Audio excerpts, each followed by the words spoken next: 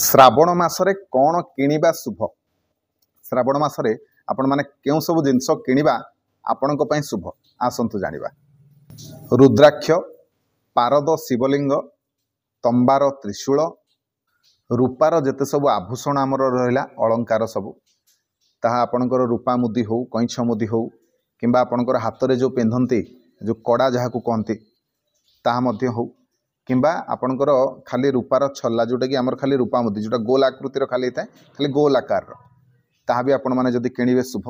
एवं श्रावण मासरे खास करके जो माने विवाह करिसंती जदि निजर स्त्री को किछि रूपार आभूषण किणिकी देबे ताहले भी बहुत शुभ। जेमति कि गोड़ मुदी हैला पाउजी हैला ये सब जिनस आपण माने निजर स्त्री को उपहार आकार दियंतु ए श्रावण मासरे बहुत शुभ। दाम्पत्य जीवन सुखमय हुए।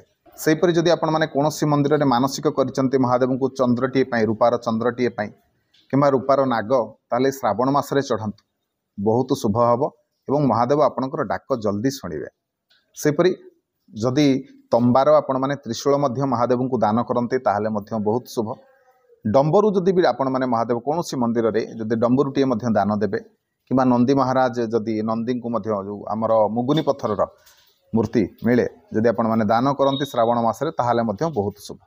तबे श्रावण मासरे ये सब जिनस गुडी किणवा बहुत शुभ। किणंतु निश्चिंत भाव में आपणकर मंगल हबो। वीडियो भल लगे वीडियो को लाइक करेंगे, शेयर करेंगे, चैनल को सब्सक्राइब करने को अनुरोध रही। जय जगन्नाथ, जय शिव शंभु।